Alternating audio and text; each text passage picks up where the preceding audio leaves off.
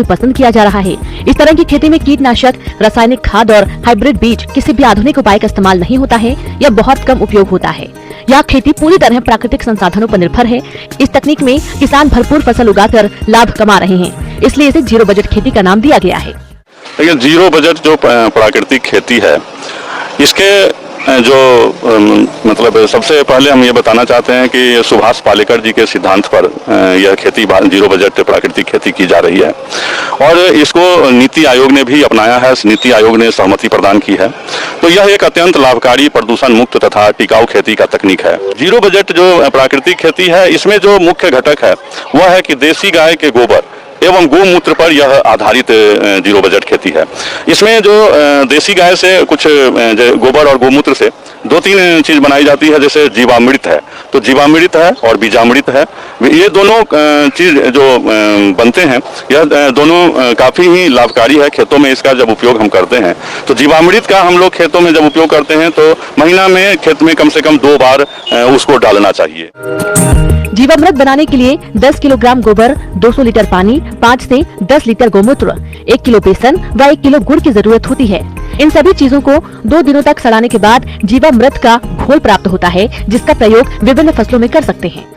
यह जीवामृत पूरा देसी गाय के गोबर और गोमूत्र से ही तैयार किया जाता है और इसके प्रयोग से जो खेतों में जो सूक्ष्म जीवी है उसकी जो गतिविधि बढ़ती है और जो मृदा की जो उर्वरा शक्ति है वो बढ़ती है, इसलिए इसको जीवामृत कहा जाता है। दूसरा जो कंपोनेंट है वह बीजामृत है।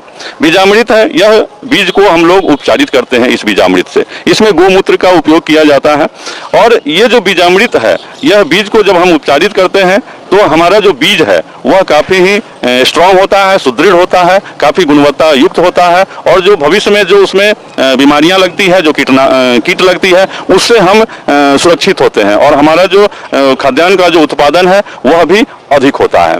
दूसरी है कि इसमें एक बहुत बड़ा कंपोनेंट है, वह है कि जैसे जमीन में जो देसी केचुआ है, क्योंकि देसी जो केचुआ होता है उसको हम लोग किसानों का हल कहते हैं। भूमि में दिन रात करोड़ों छिद्र कर देशी केंचुआ निरंतर भूमि को उर्वरा एवं मुलायम बनाता है, जिससे बरसात के समय में वर्षा का जल भूमि में संचित होता रहता है। बुआई या रोपाई से पूर्व बीज शोधन के लिए देसी गाय के गोबर, गौमूत्र, चूना, मिट्टी को मिलाकर बनने वाले बीजामृत के प्रयोग से फसलों को बीमारियां नहीं लगती।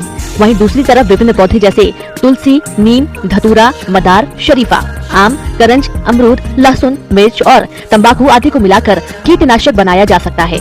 किसान इसको धान, गेहूं, गन्ना, सब्जियों आदि फसलों में प्रयोग कर सकते हैं। तो इस प्रकार से जो खेती करने के लिए जब हम खाद और कीटनाशी खरीदने की जरूरत भी कम पड़ती है। इसका एक बहुत बड़ा जो कंपोनेंट है वह यह है कि सॉइल मल्चिंग, स्ट्रॉ मल्चिंग है और एक लाइव मल्चिंग है। तो ये जो 3 प्रकार के जो मल्चिंग है, इससे मिट्टी की जो गुणवत्ता बनी रहती है और इसका जो जल धारण क्षमता है वह भी बरकरार रहता है। और इसमें जो जैसे लाइव मल्चिंग है, यह है कि जो किसान जैसे खेतों में हम फसल लगाते हैं तो जो सनलाइट की जो व्यवस्था है उसको हम मेंटेन करते हैं। तो इसका जो बेनिफिट्स है, जो जीरो बजट प्राकृतिक खेती किसानों को अपनाना चाहिए, इसलिए अपनाना चाहिए कि इसके बेनिफिट्स है। इसमें कम लागत होता है और जमीन के लिए काफी उपयोगी और फायदेमंद है और इसमें जो आय है वो अधिक होता है और इसका जो प्रोडक्शन भी है वह अधिक होता है। तो इस प्रकार हम कह सकते हैं कि जीरो बजट प्राकृतिक खेती किसानों के लिए काफी फायदेमंद है और किसानों को इसको निश्चित रूप से अपनाना चाहिए ताकि कम लागत में, कम श्रम में अधिक से अधिक हम उत्पादन करके अधिक आय प्राप्त कर सकते हैं।